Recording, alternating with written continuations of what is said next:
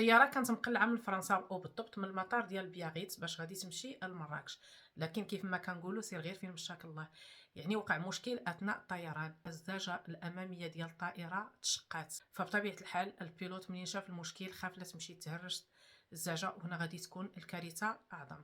فكان عنده الحل الوحيد هو الهبوط الاضطراري، ورجع للمطار اللي قلع منه.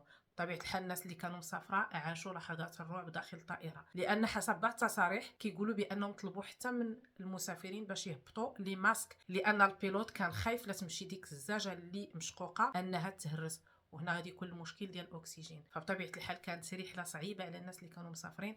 فتخيلوا معايا مقلعه في امان الله، واش كانت مهرسه من قبل وما شافهاش، او لا اكتشف هذيك التشقيقه ديال الزجاج اثناء الطيران، فهذا اللي خلاه انه يرجع للمطار اللي قلع منه. خصنا نعرفوا بان فاش كيكون الهبوط اضطراري ما تتكونش سهله على البيلوت. علاش؟ لان ما تيكونش واحد البرنامج ديال هبوط طائره في نفس المطار، تيكونوا الطياير اخرين خاص تكون عنده البلاصه فاش ينزل، يعني راه فيها بزاف ديال المشاكل باش يطبق الهبوط الاضطراري. الجميل في الامر هو ان البيلوت رغم المشاكل فبقى محافظ على الهدوء ديالو حتى هبط الطياره. والشركه ديال ترانسفازيا تكلفت بالمسافرين. كل واحد من المسافرين عبر بالطريقه ديالو على هذيك اللحظات اللي عاشوها داخل الطياره، الرعب، الخوف.